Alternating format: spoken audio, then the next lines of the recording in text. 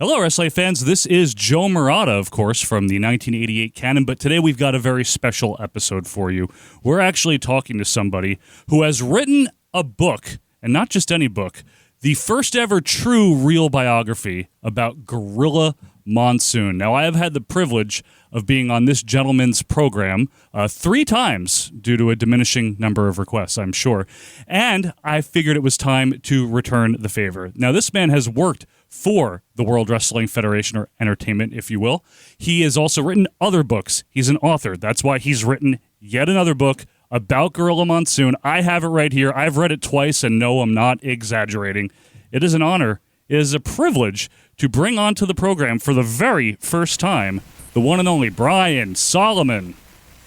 Well, I'm happy to be here, Joe. And I've got to say, I just did a double take. You read the whole thing twice, cover to cover. Are you serious? I really did. I really did. I might have skipped some of the beginning stuff the second time around, but I did, yes. It's almost 500 pages long, so I'm impressed. Thank you. And I don't impress easy, Monsoon. No, you don't. Brian, thank you so much for coming on here. Obviously, we have a lot of crossover fans. They've probably heard, some of our fans have heard my appearances on your show. It's very great to be here with you to promote the book, but also to talk about our beloved Gorilla Monsoon. You and I have found a lot of common ground in the 3 times I've been on your show, Shut Up and Wrestle. And I wanted to start by asking you, why Gorilla Monsoon? Oh, boy, that's a tough one. I mean, obviously, the most obvious reason is that it hadn't been done. And I couldn't understand why. That was part of it, too, because that just seemed like something that WWE would have been all over long ago. They would have done something, a documentary. They haven't even done that. An A&E biography, a book, something, a magazine. There was never even a magazine dedicated to him, you know? Yeah. I mean, Lou Albano got a magazine, you know. Freddie Blassie was on the cover of WWE magazine when he passed, and he got a book. I don't know. So I just thought this person is so important to the history of that company, and people don't realize it. And I felt like it was important that that be done, because it's been a long time since he's been gone now, 26 years. Yeah. And everything fades over time, I hate to say. And you hear his name less and less in WWE, even though you hear his voice all the time. I was very excited, by the way. I watched WrestlePalooza last night. They have a brand new opening montage, and they put him back in. And I do not think that is a coincidence, ladies and gentlemen. But I felt like this is a book whose time had come. Simple as that. I totally agree with you. Yeah, it seems like Gorilla's legacy amongst, in the 21st century anyway, or the modern part of the 21st century, is the gorilla position, right? And Some people don't even probably realize why it's called that, and I don't blame them. It's been a long time since it's been termed. I don't think there was never an official, now we call it the gorilla position, right? No, there wasn't. People have asked me that, so when did that happen? It's not, it's just something that gradually sort of happened. I mean, he was manning it all through the 70s into the early 80s. So, I mean, at some point along that time it happened. But like you said, the gorilla position. But the funny thing is, I mean, it's not funny, it's sad. But I think even within the company, there's a lot of people that don't know why it's called that, which is a little scary. They just sort of, gorilla. It's just called gorilla. It's just called gorilla. It's like that kind of thing. Like, why do they call it that? And so, I mean, that's another reason why this needed to be done, this book. Yeah, I think it's, when did you announce it? About 2 years ago? Over 2 years ago? It's been a while. Boy. I announced it 3 years ago. People are probably sick of me talking about this damn book. It was towards the end of 2022. Okay. That I first kind of pitched this, and it got approved, and I knew it was going to happen. Yeah. When you announced, or when I first heard anyway of your announcing of it, which must have been maybe in early 23 that I heard about it, I could not wait. I was literally hanging from the rafters, right? You could cut the electricity with a knife, all of that. Because Gorilla Monsoon to me, even though I didn't grow up with him as the classic Gorilla Monsoon announcer, which we've talked about, because I grew up mid-90s and onward, he was still an active announcer when I started watching. But not only that, I delved into all those Coliseum videotapes and the old pay-per-views. Gorilla's always been somebody whose mannerisms I've always picked up on, to the point where I did the Stupid AI podcast, which, thank you for mentioning that in your book, by the way. But you and I, when we bonded over Gorilla in the episodes that we did together, picking up on his little, idiosyncrasies and things. But like you said, he was such an important figure, and I learned a lot of stuff from this book. And folks, I'm going to again remind you, this book comes out very, very soon. We're recording this, and I'm sending this out, so you guys can pre-order it if you haven't yet. You're going to want to read this if you like Gorilla Monsoon. I learned a lot, Brian. What did you learn? What surprised you in putting this book together? I learned a lot of things because another reason I wanted to do it is there's so much to latch onto with his life because, everybody knows the announcer part and, he was WWF president and all this, but you've got all the behind the scenes stuff, the fact that he was a part owner, then the whole thing, then he was a wrestler, for like almost 20 years and a famous one. And so you get all that to talk about. I learned, I think I talked to you about this last time, but something that I really wanted to get into was the details of when he sold the company because it was a lot more complicated, I think, than people thought. It wasn't like this happy kind of transition of power. It was a little tense. Like I was talking to people that were talking about how pissed off he was when it happened and how he had to be kind of like persuaded and sort of convinced and given the sweetheart deal that he got. And that was one of the reasons. So I didn't know that much level of detail about it. And I also, to be honest with you, I learned a lot about his wrestling career because I knew that he was a very big deal in New York, and I knew he was a main event heel and all that. But I didn't realize, for example, I was able to discover, and I did all the math, he was the most frequent challenger for Bruno Sammartino when Bruno Sammartino was world champion. I don't think that was realized because a lot of people said it was Waldo von Erich, and I crunched all the numbers. Waldo von Erich, for years, they always said was the most frequent one. But what I found out was, yes, if you count all singles matches, even when Bruno didn't have the title, Waldo von Erich's the most frequent opponent. But if you're talking about title matches, it's Gorilla. And also, if you're talking about all matches, including tag team matches, it's Gorilla because they had a ton of tag team matches against each other. So I learned that. And even about his early career before he came to the WWF, I didn't know anything about it. So I was able to get into the fact that he worked these other territories like St. Louis and out in California and up in Canada. Yeah, Stampede. And, for Stampede. And I was able to get into why he was so close with the Hart family. So, yeah, it was an education, too. You mentioned Bruno. I learned quite a bit there. I didn't realize how deep their friendship ran. And I think part of that is just because of what I saw on the surface in the late 80s and early 90s and made my own inferences where Gorilla would seem to dodge ever saying Bruno's name after 1988. But then I thought about it. It was actually on the way back from the store over here. And I thought of that. I was like, well, that must have been because of Bruno's public stance against the company in the early 90s more than anything. I always had it in my mind that Gorilla didn't have much regard for him for whatever reason. It was completely my own headcanon. But then to read in the book about how they admired each other. They really respected each other. And, the Italian thing notwithstanding, they just, like you were saying, the amount of times they worked together and sold out the Garden and the hour and 15-minute match. It was some really cool stuff to find out about the two of them. I think that Gorilla realized how much he owed his career to Bruno. That was the thing. Like they took a chance on him. He was an unknown quantity. He'd been around for a couple of years. He was not a big name or a big star. Bruno was. They just plugged him in and let him run with it. I mean, he became a sensation overnight. I mean, he just walked into the company. He was given this name. He was plugged into the feud with Bruno, which was supposed to be Buddy Rogers. Yep. And then he just instantly became like a major star. And so he knew that. I think what happened was after Bruno left, and I got some hints of this from talking to his wife, Maureen, when Bruno left, it definitely strained things. And because Bruno was so outspoken about the company and Gorilla was working for the company. And, she had told me that they definitely really stopped talking after that. But she seemed to put more of that on Bruno. I don't think I really put that in the book, but she seemed to indicate, she was kind of hinting that it was more Bruno that just didn't want to have anything to do with anybody from the company. I know I talked to Bruno years ago when Arnold Skolin died. We were talking about this is even before he came back to the company, and he said that a lot of those guys were forbidden to talk to him. Like he said, Arnold Skolin and Freddie Blassie would tell him, I'm really sorry, Bruno. I love you, but I can't. If Vince finds out, I'll be in trouble and all this.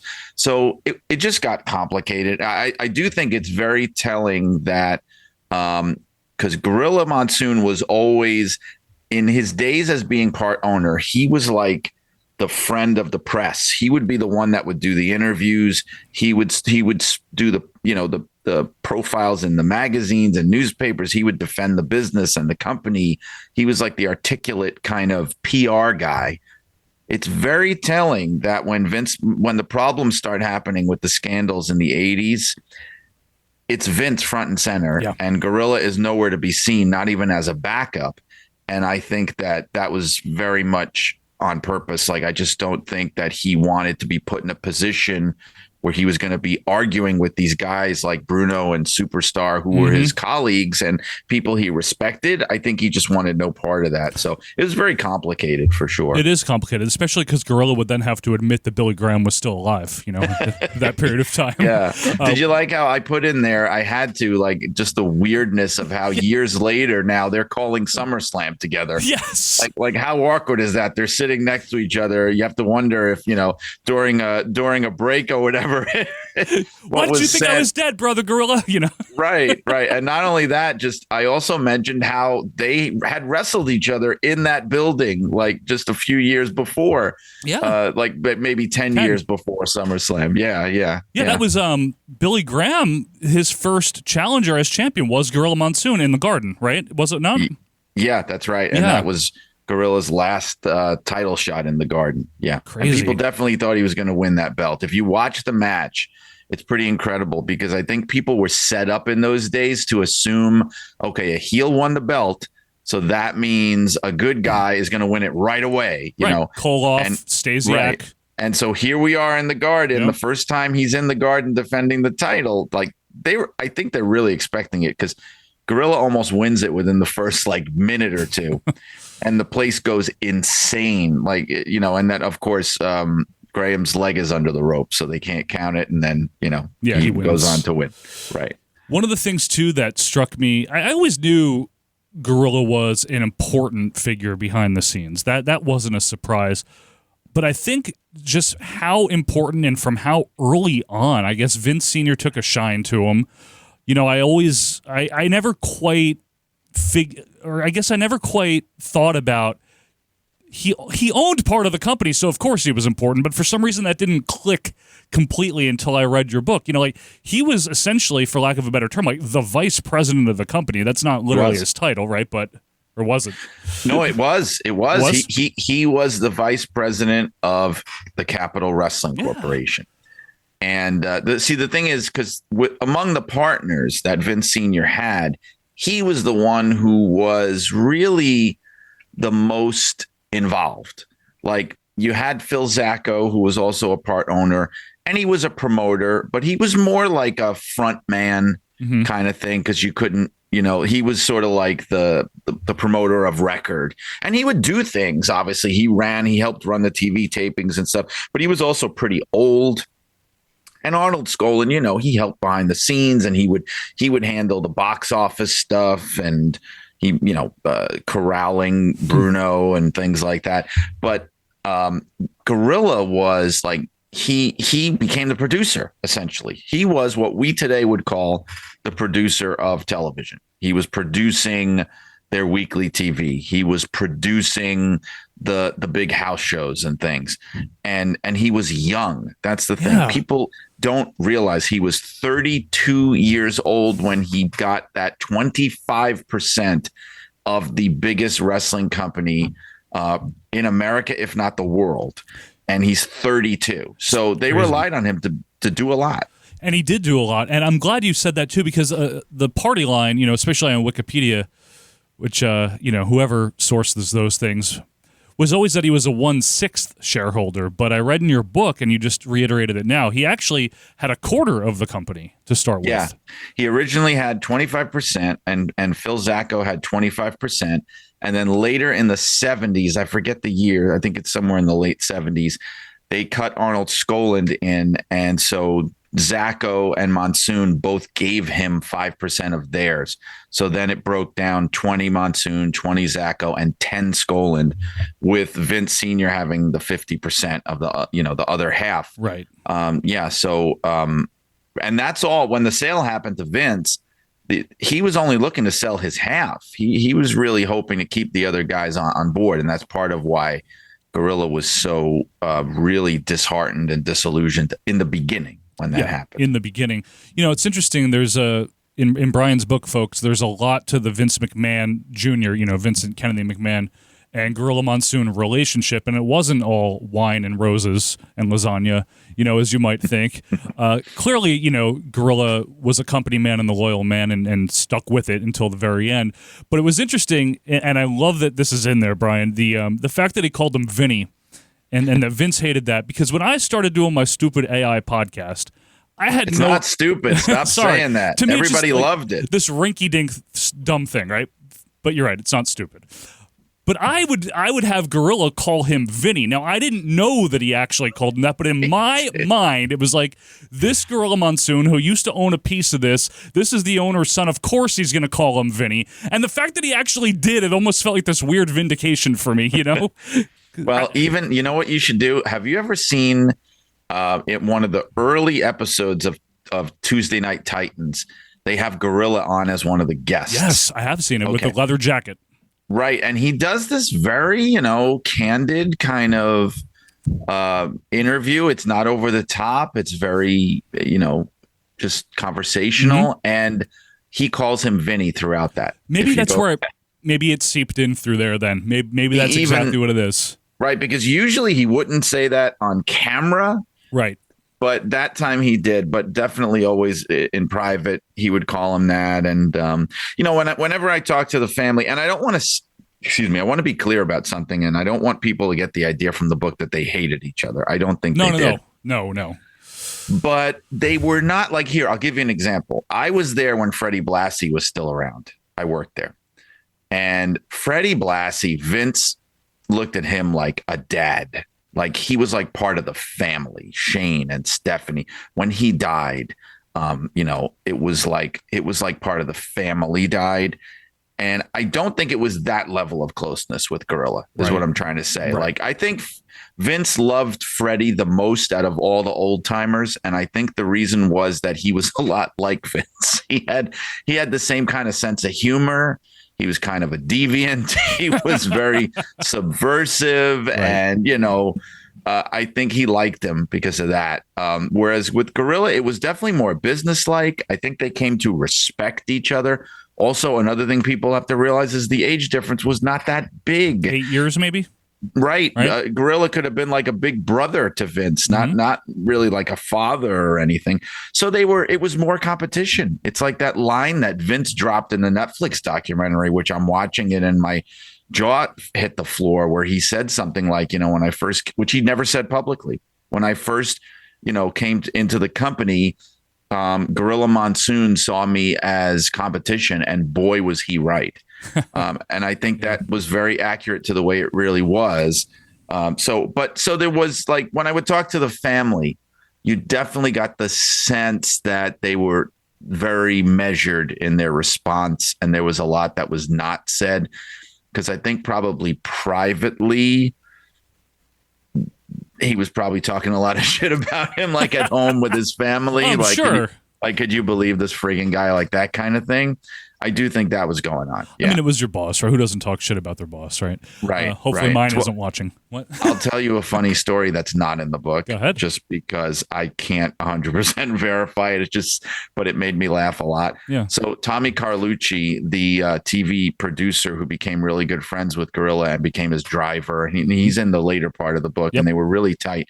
He claimed that they went to a charity function and Tommy was with Gino the whole time.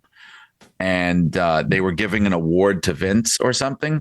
and he started crying at the podium. And Tommy was really taken aback, like, oh my God, wow, Vince is really taking this seriously. And Gorilla got in his ear and was just like, please listen, this is what he does. He pulls on his nose hairs and it makes his eyes water. It's just a work. He doesn't care about this. And it was just such a weird story that I couldn't confirm. I didn't leave it in, but if it's true, it's fantastic. It tells you a lot about the relationship, No, that's great. So back to some things I learned about Gorilla, some things I found fascinating, because I want our fans to get excited for this. Not that they need any more, reason to get excited, because a lot of our fans here are big fans of Gorilla Monsoon. One thing that I really liked about this book was you went into, of course, the Gorilla Monsoon Bobby Heenan relationship, and I think a lot of people are interested in hearing about that. And it's exactly what I pictured it was: two men that just loved working together, but loved each other as people. And the fact that they hadn't really met, I don't know if you explicitly mentioned that, but had they met prior to 1984? Is there any? No. They hadn't, right? They had not met before that. They were working in totally different places, and they wouldn't have even met at the conventions and things, because I don't think Bobby was going to those, like the NWA convention. So no, they first met when Bobby came to the company, September 84. And so, but the thing about that is, though, by the time they started working together regularly, they had already known each other for a year and a half by that point. So I think they had already gotten pretty close even before they started working together as commentary. I mean, what I like about that, though, is even by 1986, when they started working together regularly, you would think these guys have known each other for 10 years, for 15 years, and as the years go on, especially by the late 80s into the early 90s, I guess if you know what you're looking for, you can tell that, it's shtick, and they really love each other, right? But the way they had their patter developed, and this Abbott and Costello, this Laurel and Hardy routine, it's one of those rare things in wrestling where it almost transcends wrestling, because it's just comedy. It truly is. It has a much broader appeal than just that wrestling stuff. I mean, how many prime times from 88, 89 especially, had nothing to do with wrestling, them at Tony Pacos, or them on a boat, or them in Atlantic City, which you told that great story about Gorilla gambling, live gambling in Atlantic City. And winning, yeah, which I think will be coming up. That's right before WrestleMania 4, right? Yes, they did more than one. Yeah. I think they did another one for 5, but the one I was talking about was the lead up to 4. So we'll be getting there soon on this very channel here as we approach March of 88. That'll be fun to see. But man, and just to hear about how much they, no matter what would happen with Gorilla, you kept going back to this line, as long as he still got to do primetime, as long as he still got to do primetime, they're going to bring in Tony Schiavone, or they're going to bring in this or that, they're going to change this. But as long as Gorilla still got to do primetime with Bobby, and I know I've heard Bobby say in his shoot interview in 2001 that was his favorite time in his entire career, was doing primetime with Gorilla Monsoon. And just, I loved reading about the sweetness of their relationship, because it really is just one of those unique, one-of-a-kind deals in wrestling. And I think, you and I have so much that we could say about Gorilla and Bobby, and we have said, right? But just to see it in the book, in print, for everyone to read, if you haven't pre-ordered yet, do it, because there's so much great stuff in here. After Bobby left, they stayed in touch, obviously. And they did. And I just want to say one quick thing about please. that, because I talk about in the book, and I'm pretty convinced of this. They stayed in touch after Bobby left, and they continued to see each other socially all the time, talk on the phone. And I think in a way that was his way of making up for what happened with Bruno, because as if to say, like, I'm not losing another friend over this, and you're not going to stop me, And there wasn't so much of the bad blood with the company as there was with Bruno. So he was very insistent that wasn't going to happen again. Great point. So you can go. Sorry. No, it's okay. And Bobby never publicly ever, to my knowledge, disparaged the WWF ever. Even all the years working for WCW, he would never take part. He wouldn't, even when they wanted him to. That was known. Like they would want him to take shots, and he wouldn't do it. Yeah, and I think that's a stand-up thing to do. But was it? I think it was after Bobby left. It might have even been after Joey passed away. You have this story in the book. If I'm wrong, please correct me. Was it Valerie who said that Gorilla and Bobby showed up to one of her games of some kind, and they were in the stands? Yes, right. It was Jessica. It was Bobby's daughter, Jessica, who's a lot younger. That's the thing. Yeah. Valerie was already Valerie was a grown woman by this point, whereas Jessica was still a little kid. There you go. And she was going to a ball game, a high school ball game. So Gorilla had come down to Florida. I wasn't sure why, if maybe there was TV there or if he was just visiting, and he was having dinner with the Heenan family. And Jessica had to leave early to go to this high school baseball game to support her school and her team. And Bobby and Gorilla just decided to show up, and they started doing their routine in front of 50, 75 people at a high school baseball game. And they started calling the game in the stands just loudly. Can you imagine that? No, I can't. I had to stop her in the middle of the conversation and go back and just say, just the idea of this, if anybody could have seen this happen. And she was saying how she didn't know whether to be embarrassed or whether to just be absolutely thrilled because, it's your dad and your dad's friend making a spectacle of themselves in front of all your friends. And she's a teenager, But now she looks back on it and she's just like, that was a once in a lifetime moment. I could just imagine, Gorilla, a 3-pointer. And then Bobby, I thought that's like what they called the women down at the Sizzler, Right, like that type of shtick. That's awesome. And then there was another bit from your book, of course. Leaning heavy into the book here, folks, because I want you guys to get it. I bet you all of our fans already pre-ordered it, so I'm probably preaching to the converted already. But there was some great stuff in the book about the two of them. Was there not a private comedy show on a cruise of some kind? Did I read that correctly? I had a feeling that was going to be the next thing you mentioned. Yeah, because it's another one of those things like, wow, 100 people got to see this. So it's the only known time that ever together. I mean, there is the bingo break thing, but it's the only known time that they ever put on a show together that was not part of the WWF. And it was a cruise. Jerry Briscoe arranged the cruise. I think he had a really good friend that worked for the cruise line who was a big wrestling fan, and he got them all hooked up. So it was Jerry and his wife, it was Gino and Maureen, it was Bobby and Cindy and their daughter Jessica. And they decided, as for, and I'm going by Jessica and her, because she's a kid and her remembrance of this, they decided they were going to do like a dinner theater show, just impromptu. Let's just do, as a way of saying thank you for letting us have this free cruise, basically. And they said to the two of them, okay, well, what are you going to do? Is there a script? What's the format? And they were just like, no. We don't work like that. We're just, we're just going to wing it. Just put us up there and we're just going to do what we do. And that's what they did. And she said it was amazing. Yeah. Yeah. I love that story. That's something I never knew before. I want to pivot over to Jesse Ventura. It was very satisfying, and I was very pleased to read something that you uncovered of Jesse, because he had been he hadn't said much, and you mentioned that in the book, that Jesse hadn't said a whole hell of a lot about Gorilla in the years past. But you had found some quote from not too long ago where he had some very kind words to say, and you and I always had talked about this, how Gorilla and Bobby's dynamic was very much one of a comedy duo and a protagonist and an antagonist, right? And the annoying little runt, and then the big authoritative guy. Whereas Jesse and Gorilla were these two upstanding former professionals that really respected each other. And I guess that really rings true in real life, too, from what you wrote about Jess and Gorilla's relationship. Yes. And I didn't want to, it was a different relationship for sure. They had great on-screen chemistry, but I don't think they really were. They were very different people. That's the thing. I talked to some people from TV that worked with them. And these were they would always have the glowing things to say about Gorilla and Bobby and how much they love working with them.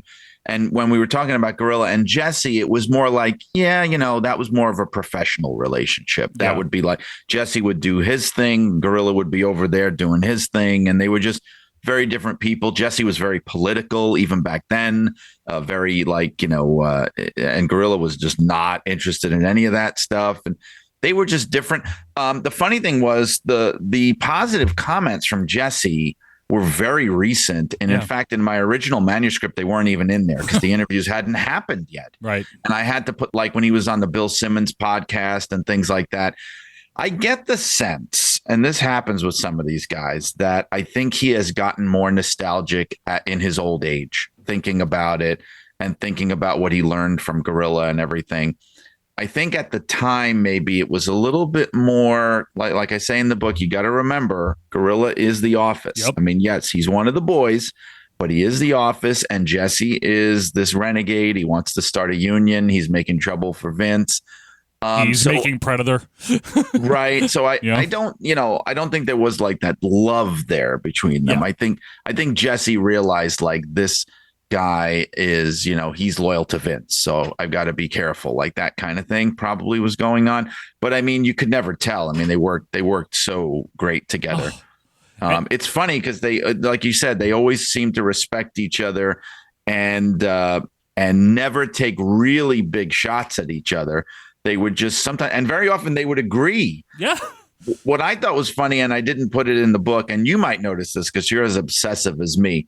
Yeah. Jesse would denigrate Gorilla, but he would save it for when Gorilla wasn't around. He would say things to Vince about Gorilla Monsoon, like, that he would never say to Gorilla Monsoon. It was actually very funny. Like, I remember one Saturday Night's Main Event, it might have been, where Jesse said to Vince made some call, real pro babyface call.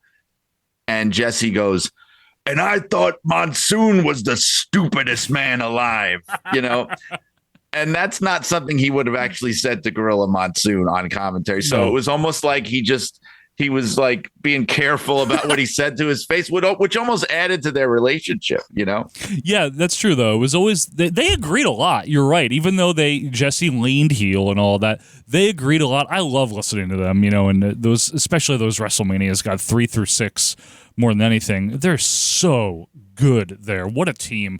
I've extolled their virtues plenty of times over the years on this show and other shows, but God, they were a good team. Jim Ross, and I've heard him say plenty of kind things, just some great things that he has said about Gorilla over the years.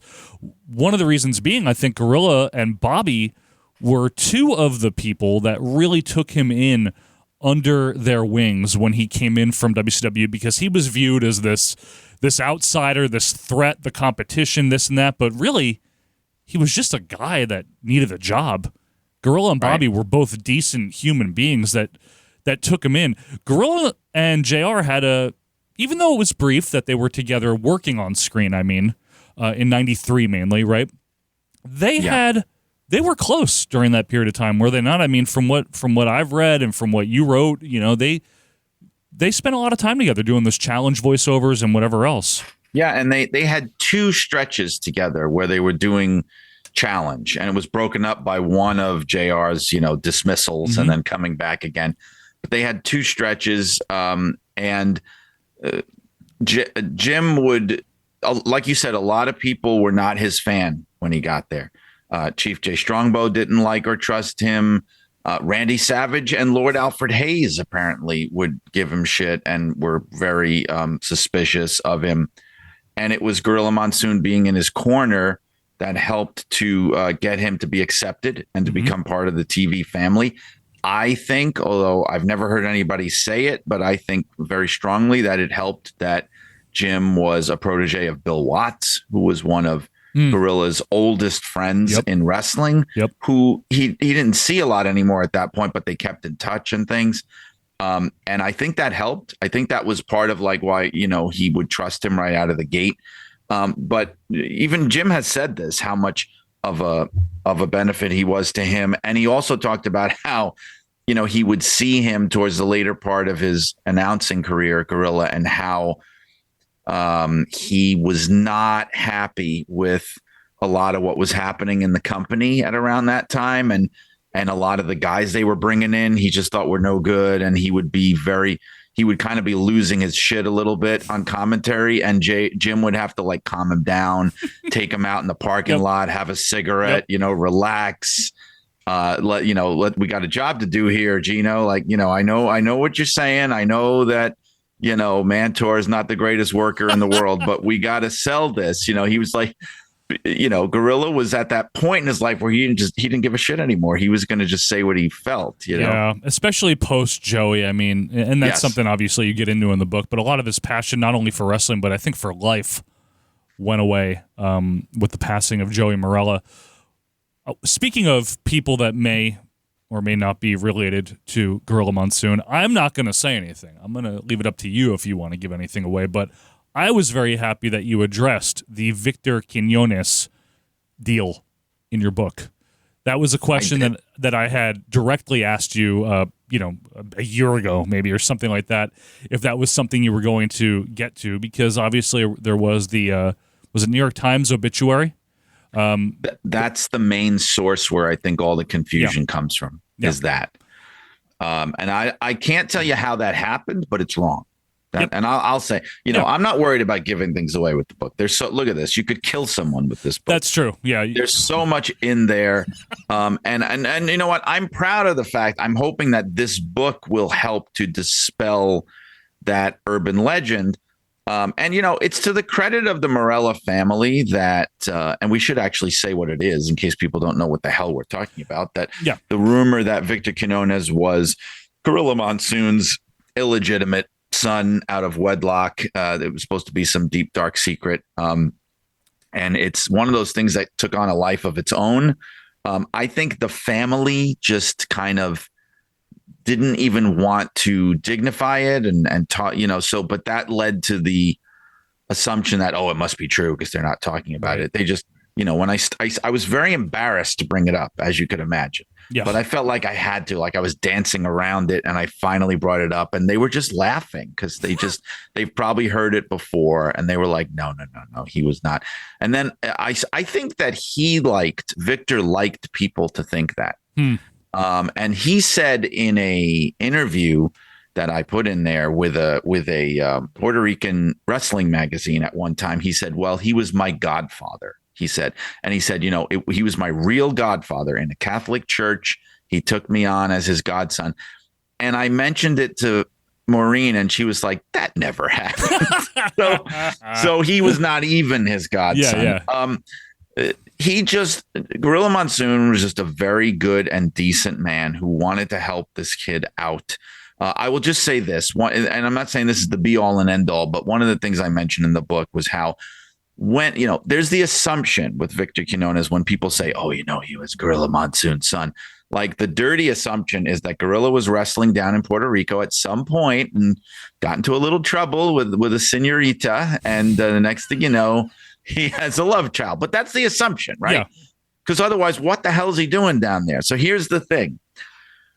When Victor Quinones was born, Bob Morella was a junior at Ithaca College in upstate New York. Now, I'm not saying he couldn't have taken a vacation to Puerto Rico, but as Gorilla himself might have said, it is highly unlikely. So that's only part of it, though. But the New York Times thing, I think it was like a weird game of telephone where because think about it.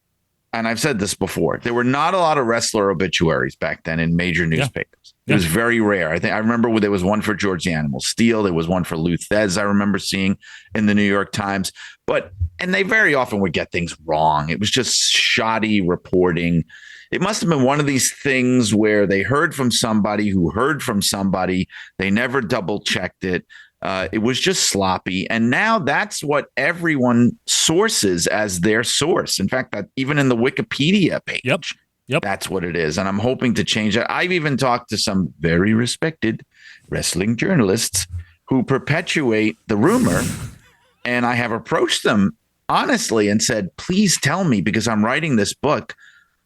I don't think that's true. Where are you getting this from? And the response is the New York Times obituary. Right. So that just showed you the circular nature of all this. No, Victor Quinones was not Gorilla Monsoon's son. You heard it here. Hey, I mean, you talked to the family, right? You talked to actual Morellas about this. I think they might know. Yeah, unless he was lying to his entire family, their entire lives, while they had this young man living with them in the house, and all. No, he was not his son. Exactly. If you're going to go through the trouble of having him friggin' live there, let's maybe come clean. So I think you're right, Brian. Right. Speaking of deep, dark secrets, I was very pleasantly surprised to find there aren't any about Gorilla Monsoon, unless you consider, liking Italian food and having diabetes a deep, dark secret. But, I mean, there was no smoking gun. There was no, dark corner, really, that I could find in your book about Gorilla Monsoon's life. And I would imagine, Brian, I'm not an author. Like I said, I write stupid one-liners. But I'm not an author. I've never researched for a book. I would imagine it's probably easier to lean towards the sensationalism when there is that there, right? I mean, as a writer, what sells better than trashy headlines, right? Or just salacious facts to pick up about people. But you probably just reported what you saw, right? There's just not really much dirt on Gorilla Monsoon. Right. Well, I always just want to be fair. I'm never looking to drag somebody through the mud, but I'm also trying to be truthful. Right. So like when I did the Sheik book, Blood and Fire, yes, there were skeletons there. Right. There were things that the family were afraid people would know about and things like that. And there were things that didn't even make it in the book because I showed discretion. My theory about it is my approach to it is if it's important to telling the story, it needs to go in there. If it's just gratuitous and salacious then I'm not for it. Like with Sheik, I had to talk about why did his company go out of business? Why was his life ruined? It wasn't just bad booking. There was a lot more happening. Right. There was drugs, there was gambling, there was infidelity. Like this is important, but there were still other things that just were like, I'm not going to get into that. But with Gorilla, it really was. I said, like I've said before, Valerie said to me when we first started working together, she said, look, I'm going to tell you this right now. You're not going to find anything because she didn't know me from Adam. She goes, here's the thing. He smoked. He loved to gamble. He ate too much and he had a previous marriage. She said, that's it. That's all there is. And she was 100% right. So the thing is, the most mysterious thing about his life is definitely that first marriage. Yeah. And I tried my best to penetrate that as best as I can. It's a very strange story. So what I was able to sort of distill, and I even tracked down members of this woman's family. Her name was Inez Moore. Yep. Very mysterious figure, like just like the guy. Who was that guy that jumped out of an airplane and nobody ever saw him again? What was that story? I forget. The guy that had wearing the sunglasses. D.B. Cooper? Yes. It was like that. Like, who was this person? So what I could put together was she was a college sweetheart. She went to a different school that was a frequent competitor to Ithaca athletically. And I think that's how they met. She was a year older. And it was just a very ill-advised marriage.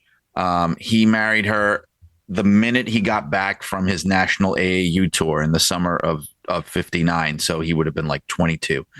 And it was just a bad idea. And she was this real small town girl, the daughter of a farmer in a little tiny town in upstate New York.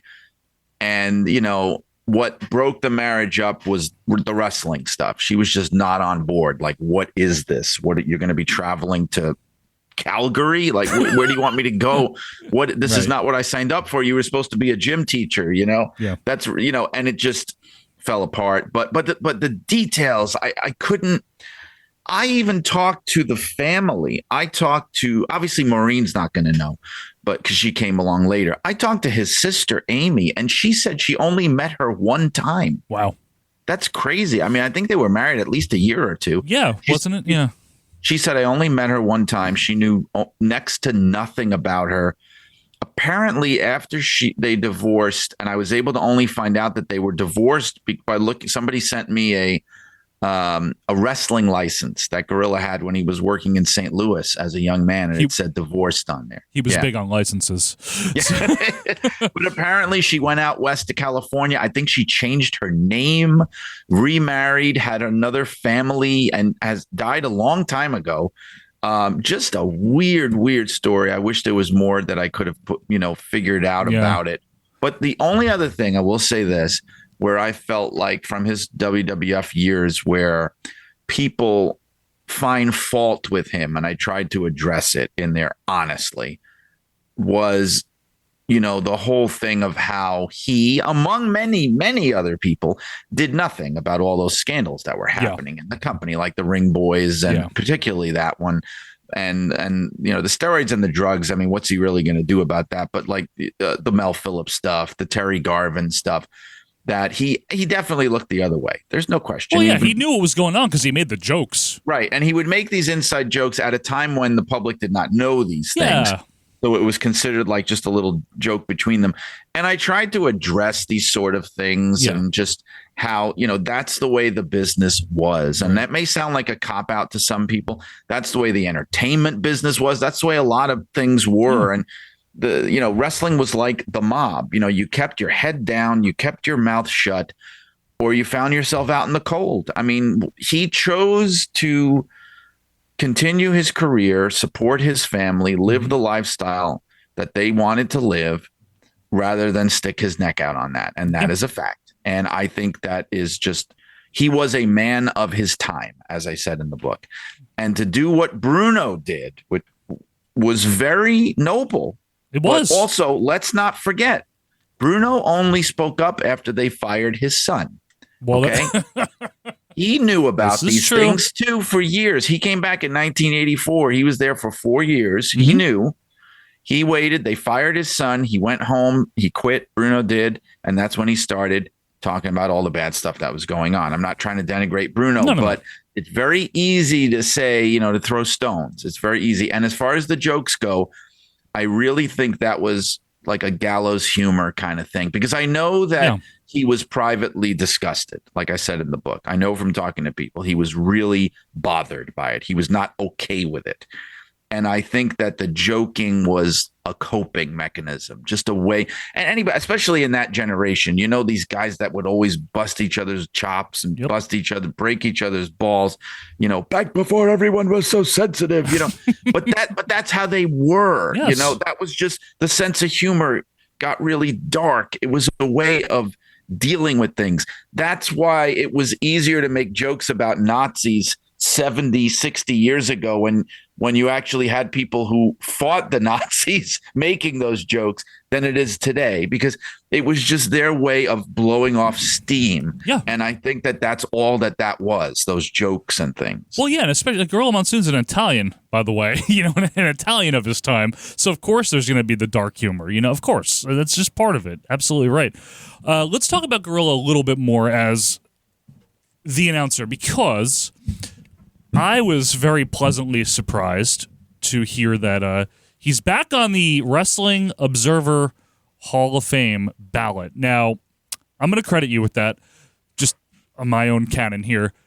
I know what the accusations are by that particular sect of people who vote on these things, especially in the 80s and the early 90s. 7-time winner, worst announcer, right? 7, was it? I think it's 7. Yeah, 7. Yes. Which, you and I don't agree with, of course. It's a record. Michael Cole is catching up, but I think Michael Cole's gotten a lot better in the last couple of years. So he really has. He really has.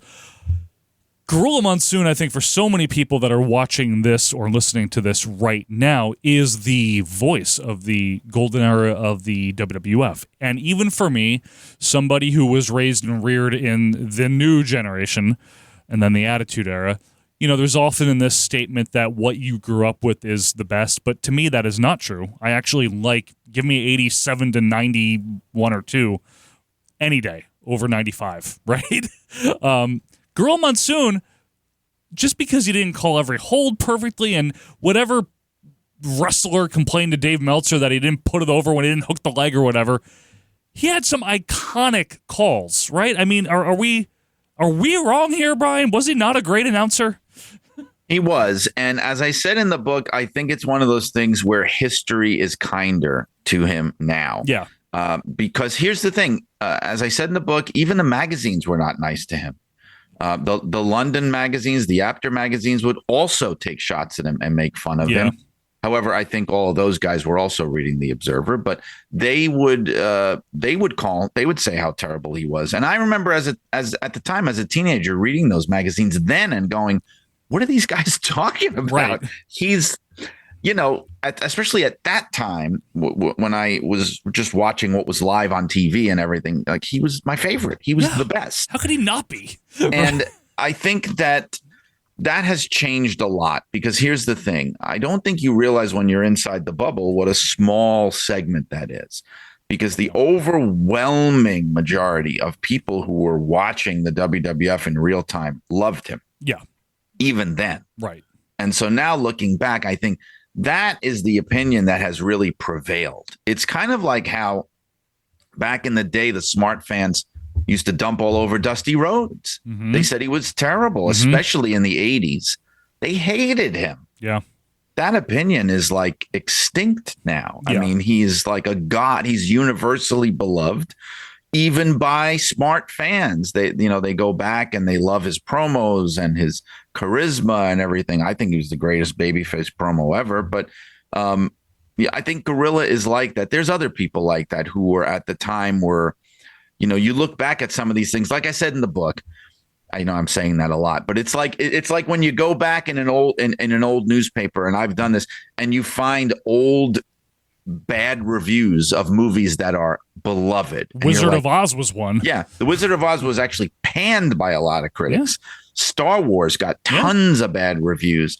Things like that, or the Beatles got shat on, by the way, critically. They did. There's days. An infamous column that was written by this old fuddy-duddy in 1964, talking about like Ed Sullivan has sunk to his lowest of lows. Right. How could he do this? And no one today would take that view, really. And I think that's what's happening now with Gorilla. And I'll put my foot in my mouth here. And by the way, Dave told me himself directly that he put Gorilla back on the ballot because of my book, and because he expected a lot of reappraisals happening. So I do at least take credit for him being back on there, because he got dropped 10 years ago off the Wrestling Observer Newsletter Hall of Fame ballot. Because the way they go is if you don't get in after 10 years on the ballot, you run the risk of getting dropped. If you don't get like a certain percentage, you get dropped.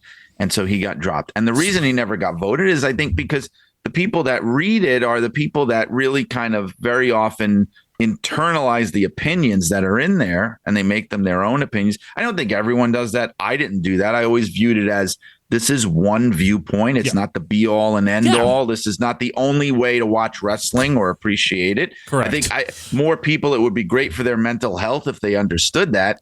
But I predict, and like I said, I'm ready to put my foot in my mouth, that he will go in a landslide this year. I really do. I think it's going to be like a no-brainer, where you're going to have people looking at that ballot going like, he's not in, and just picking him immediately. That's what I predict. Batten down the hatches, because I think it's coming. The comparison I've often made, and I know you do relate to this one, is he's Phil Rizzuto in a lot of ways. And I don't mean their personalities, and I don't even mean their probably fondness for cannolis, but I mean their idiosyncratic nature, their having been the ball player, right, or having been the wrestler, and then growing up as part of a voice of a beloved team, Rizzuto with Bill White, Gorilla Monsoon with Bobby Heenan, or Jesse Ventura, right? And maybe it's not everyone's cup of tea, but it was many people's cup of tea. Like, I love Phil Rizzuto. He was still announcing when I grew up and was watching the Yanks on PIX. And or maybe if you're not a Yankee fan, Hawk Harrelson, right, for the White Sox, or Harry Carey. Harry Carey, that's right? A good one. Were they technically good at one point? Yeah, early on, right? Gorilla, and you cover this a bit in the book, right, about how his announcing style shifted. Mm-hmm. When he started in 82, 83, even 84, right, as we got into the rock and wrestling era, he was much more in the vein of a Gordon Solie early on. And I don't mean I don't mean he was doing a Gordon Solie imitation for all you fans out there, but I just mean, but he was doing like a sports-like presentation. Yes. By 1989, 1990, he's got the nose pinch, Coco beware, or whatever it was. And he adapted, right? He adapted with it. But in the same vein, like a Phil Rizzuto, you ever hear him from the late 50s, early 60s, totally different than 80s and 90s Phil Rizzuto. They took what worked. They took their idiosyncrasies, their quirks, what the fans responded to, and they made it a caricature of themselves. And I think that's okay.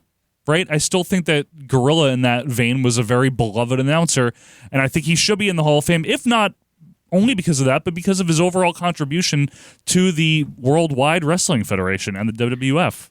right? Yeah, because the category they have him in, and I understand why they have him in the non-wrestler category, because that's what he's most known for. And that's also where his most important contributions come from. I would argue, although I would never want him in both, because then I feel like he'd cancel himself out and he wouldn't get voted in. But I would argue there's a case to be made, even strictly as a wrestler, that he's worthy of going in that Hall of Fame, because he was one of the very top heels of the 60s and biggest drawing heels. I mean, very famous wrestler.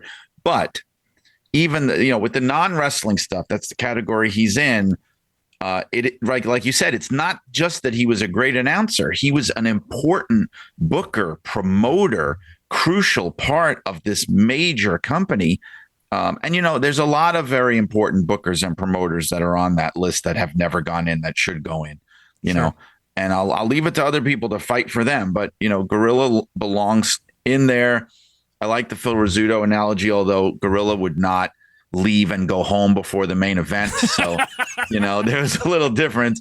I liked when the other announcers would be like in the top of the ninth and they go, well, the Scooter's probably going over the GWB right about now. And he didn't do that. But yeah, he got more colorful. I really enjoy watching. This is my own personal taste. I like him the very best. I mean, I obviously I love him with Bobby Heenan, but just him as just by himself, just him as a commentator. I like him the very best on those MSG and Spectrum house shows. Me too. Like 83, 84, 85, 86, even with Lord Alfred Hayes. We talked about this. Yeah. I enjoy them together. They're like two old wrestlers just sitting around having a conversation, watching wrestling. I was glad to find a kindred spirit in Brian Solomon, folks, when we discovered that we may be the only two. I don't even know if Quinn, my podcast partner, likes this, but Gorilla Monsoon and Lord Hayes, I think they're a fine, pleasant, comfortable listen. I totally agree with you. There's absolutely nothing wrong with that, because Hayes isn't particularly funny, but he's reactively funny. He'll laugh at almost anything. So, like, for someone like Gorilla, who can kind of play the alpha male in that type of situation, just throw his one-liners out there and just say his stuff, he's got a reliable foil in Alfred Hayes, right? Or you're so right, Gino, or whatever it is, right? Just because they're watching like a Mr. Electricity Steve Regal match or whatever it is, it doesn't matter. It's the opener in MSG, and they're making it a pleasant listen. There wasn't a lot in the book, and I unless I missed it, I did read it twice, but Sean Mooney wasn't really mentioned much, right? So I'd wanted to talk to Sean, and we just couldn't connect, and I think part of that is I'm not persistent enough, and I need to annoy these people more and get on their case, and I generally don't do that. I reach out a few times. If I don't hear anything, I give up. I'm not going to go crazy chasing people. So I wasn't able to talk to him. However, he finally got back to me. The book was already done. And he's actually going to be my podcast guest this week. Great. I have an interview with him where he gets to make up for it, because he said to me, I have so many things I want to say about Gino. I said, well, come on the show. You could do it there. So no, there's not a lot about him in the book. Part of that is because I couldn't talk to him. Sure. Also, they did, but it turns out, they had a very good relationship, and like with everyone else, Gino helped him out a lot and helped him get his feet on the ground, but they didn't really work together all that much. I did talk to him about when they would do the live interactions, although they weren't actually live, but the live interactions on primetime, where it would be Bobby and Gorilla throwing to Sean, and Bobby would be making fun of him and all this kind of thing. So we talked a little bit about that, but no, not a ton about Sean in there. Yeah. I remember we interviewed him over 8 years ago, and he had nothing but positive things to say about Gorilla Monsoon and Lord Alfred Hayes, for that matter. Right. Well, he told me flat out, because we were talking about how Lord Alfred was his main partner on commentary, how Vince just did not like them as a commentary team. Not that was a shock to me. I don't think they were a very great commentary team, but he said that because Sean was hoping to do more, and Vince was just not really feeling it. He was just, that's why he never gave them anything really important to do. If you notice, they were doing Coliseum videos and things like that. And that was why. There are certain people there are certain teams even you don't want on anything important. Like, as much as people rave, no pun intended, about Johnny Polo and Gorilla Monsoon, I wouldn't want them calling like WrestleMania 10. You know what I mean? As much as much as like maybe Mooney and Hayes are an acceptable, like comfortable dual sit listen, I don't want them on pay-per-view. I don't want them on Superstars, you know? So I get that. Stan Lane, same thing, very competent, good announcer.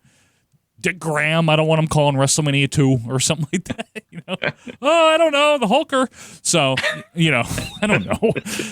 So I don't know. That's my 2 cents on that. Gorilla Monsoon, people are starting to realize this more and more with the release and the finding of videotapes, literal videotapes from 1998 and 1999 from England, Canada, Australia, wherever it may be, part of which by our good friend Richard Land, you know, great friend of the show, the third man of OVP. That Gorilla, as mentioned in your book, did continue to do announcing well past 1995, into 1997, 98, and literally right before passing away. Yes. As much as you were able to glean from that, why was he doing that? Well, nobody really realized this. People thought when he showed up at WrestleMania 15 in 99 that he had just been gone. Right. The reality was, other than a few months at the end of 1997, when he was recovering from his really big heart attack, he never left. Right. He was behind the scenes. He was going into the TV studio. He wasn't going everywhere, but he was going to the local shows and TVs in his area that he could drive to. He would be backstage at the Garden still. He just wasn't being put on television. So part of it was he always wanted to be involved. And there was that old agreement, not that he couldn't have said, called it off at any point. Part of the deal was, you're going to keep me on television. I'm going to still be a part of it. And so even when they had to make the call of, well, we probably shouldn't have you on camera anymore because, your health is really deteriorating. And, I don't think he wanted fans to see him that way, but there was no problem with them hearing his voice. So he was okay going in to the studio every few weeks and doing these voiceovers. It was just a way that he could still be a part of it in some way. He never wanted, even though he was the one wrestler who stayed retired, as he always said, and he held to that, he never did, he did the couple of little matches here and there when they needed him up to 83, but he never had like the comeback, I'm coming out of retirement, one last run, like what Bruno did. And he never did that, but he never wanted to fully walk away. He always had to be around it. It is interesting, folks, if you haven't heard some of these 98, 99 appearances. And I want to point out there is a contrast between his International Superstars appearances in 98 and 99, where he is very much the third man in the three-man booth. In 97, as late as, off the top of my head, March of 97, he's the lead guy with Ray Rougeau as his color man still. So, like, I've heard during the Brett heel turn almost, like either right before or right after WrestleMania 13, Gorilla as still the lead commentator at points in 97, but by 98 and 9, he's talking a couple of minutes per episode, all total, maybe 5 minutes of lines here and there. You've heard some of them, right, Brian? I mean, he's not saying a lot. The ones I've heard, it's him, Michael Cole, and Tom Pritchard. Yeah. That vaunted commentary trio that everyone loves so much. Michael Cole, Tom Pritchard, and Gorilla Monsoon. It is funny that it's Tom Pritchard, I love Tom Pritchard, by the way, like just in general, whether as a wrestler or whatever, but talker. But it's such a weird team. And Gorilla seems to go after him in particular, right? On commentary, he seems to pick at him. And he did not like it. Right. There was an interview with him, and which is weird because Bruce loved Gorilla, and I don't think Dr. Tom felt the same way. I don't. I think the problem was, I think maybe Gorilla, he had to go after somebody. Dr. Tom was the heel of the trio. Yep. He's not going to do that to Michael Cole because he's new and he's learning the ropes, and he understands that he's supposed to be the lead guy. So he picked on him. But I just don't think that Dr. Tom was, he just wasn't the right guy for that. He couldn't take it. And that's nothing against him. He just saw it as, this guy's burying me. Why are you, why are you just picking at these things over and over? But it's nothing like he didn't do to Jesse or especially Bobby and or Johnny Polo, who also, by the way, didn't like it. Yeah, but, I was going to say Scott Levy did not seem to really have a great affinity for Gorilla Monsoon, right? Which surprised me. No, I don't think so. It's unfortunate. He didn't want to talk to me. I tried to reach out to him through Tommy Dreamer, and Tommy said to me that, yeah, he just has nothing to say. So I was hoping to hear from that. Yeah. And it might be a lot of the bad taste of everything that went down and how, Scott Levy, he kind of self-destructed there. He kind of destroyed himself. Yeah. And, he probably doesn't have a lot of fond memories of that time. They wanted him to be. He was kind of morphing into a TV producer. Yeah. And he kind of blew it. But, like Tom Carlucci, who was the producer when they worked together on, I think it was All American, was talking about how, again, like, Scott would take it personal. Gorilla would be making fun of his hair and all these things. And Scott would yell, cut, like, and, like for real, like, okay, hold on. And Gorilla would be mystified. Like, what? Isn't this what we're supposed to be doing? Like, what am I doing wrong?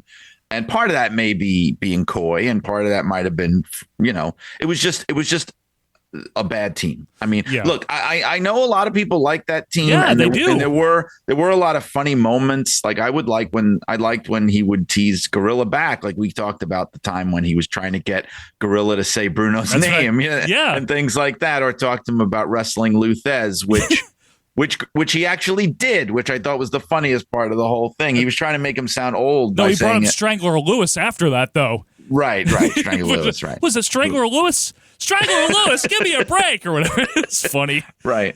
But Thez, he actually wrestled when he was a young Gorilla. But I think with Johnny Polo, they were trying to recreate the Gorilla Bobby thing with a younger, cooler character. Mm-hmm. And it just was not quite there. It's unfortunate because Scott Levy had the intelligence. Like that guy's mind was so quick and so outside the box, you know what I mean? Like the things he would say were just like, he was almost like subversive, in a good way, like a subversive wrestling announcer. Like the Burger King commercials from 20 years ago with that agency with the Creepy King. He was like that, he was like hip and with it. And I think you're right. I think Gorilla, probably half of it is being coy, but half of it is really thinking like, what? I thought isn't this what we do?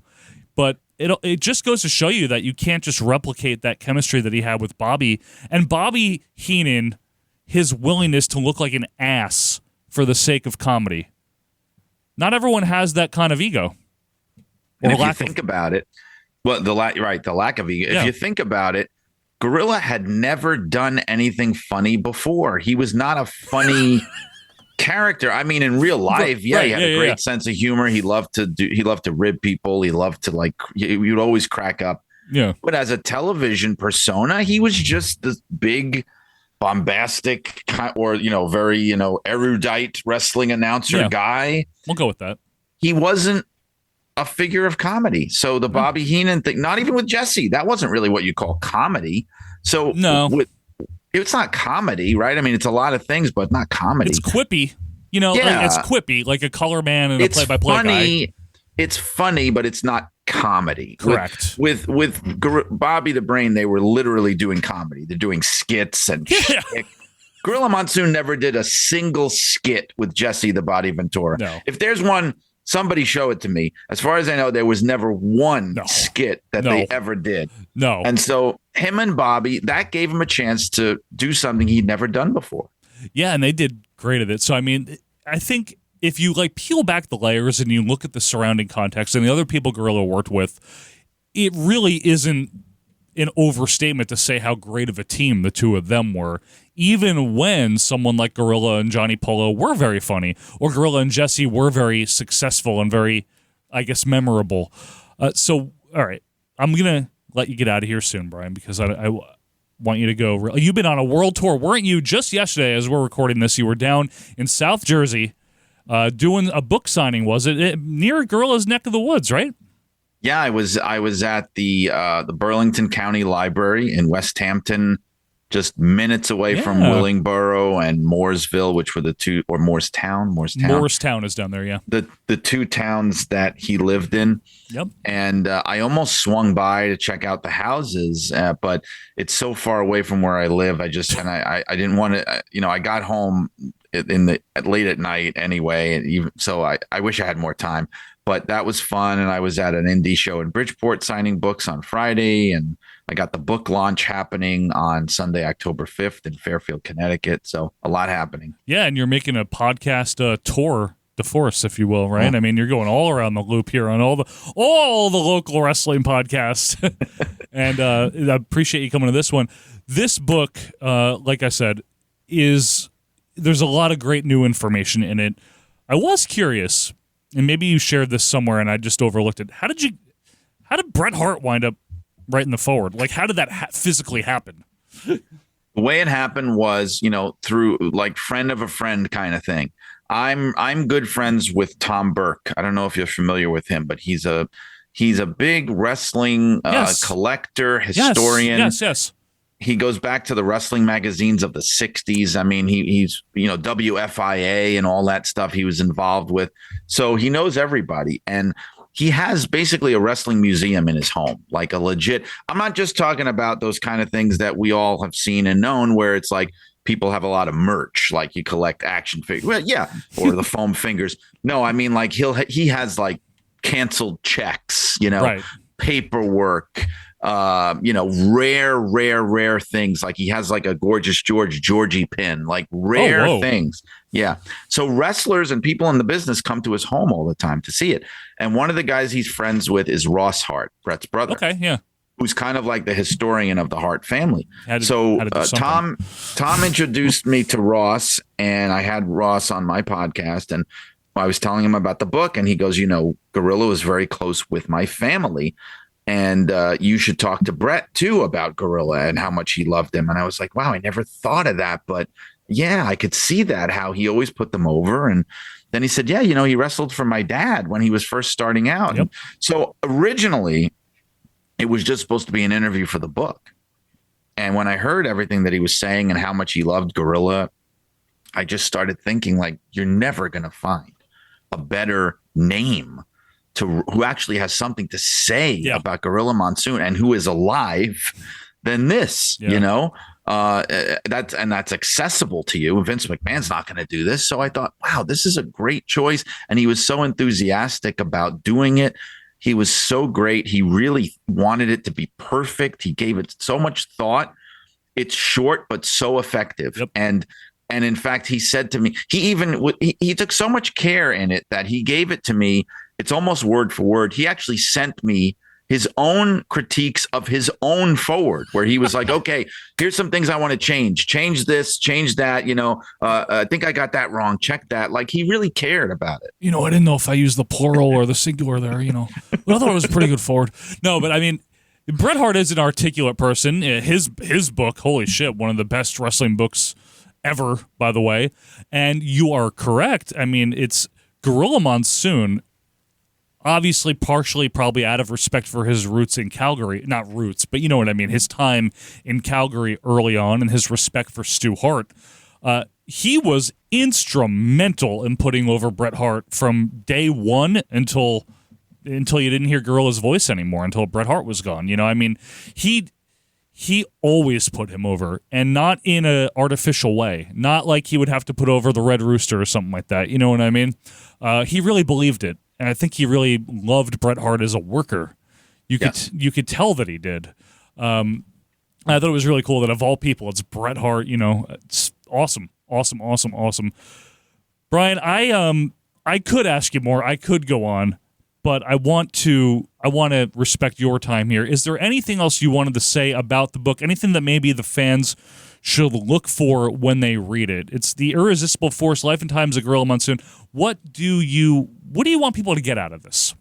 Well, I will say this, and I feel like I haven't said this enough when talking about the book, so it's very important.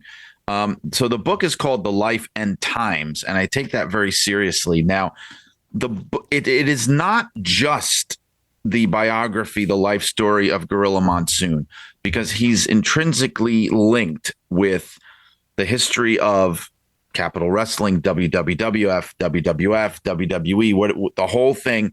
He is linked with that company. And so what I tried to do in this book was also tell the history of that entire company in those years, 60s, 70s, 80s, 90s, as it related to him, but even in the bigger picture. And I know that it's a company that's been covered to death. It's not some obscure wrestling company like when I wrote the Sheik book, writing about big time wrestling, right? There's been a lot of coverage, but I'm telling you, there's a level of detail here that I wanted to bring to this that you're not going to see in a lot of other places, especially about the earlier years, the territory years. Like what I wanted to do was the way that the 80s and 90s have been broken down in such granular detail by guys like you and many other people that really get into it in the weeds.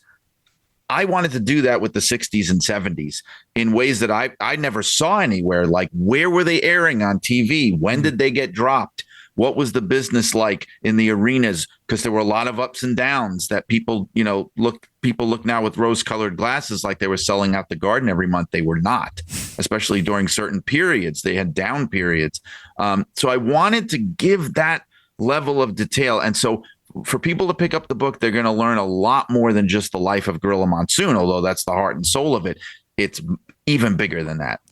Well said, and I think it is fantastically written. The tone is even. It is fair. It is not sensationalistic or salacious. It is very respectful in tone.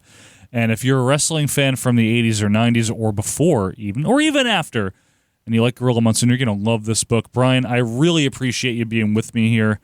This is it's very rare that we break format here on the Canon, but this is worthy of it. Gorilla Monsoon is worthy of it. You're worthy of it. You've been kind enough to have me on your show 3 times. The least I could do is have you on once.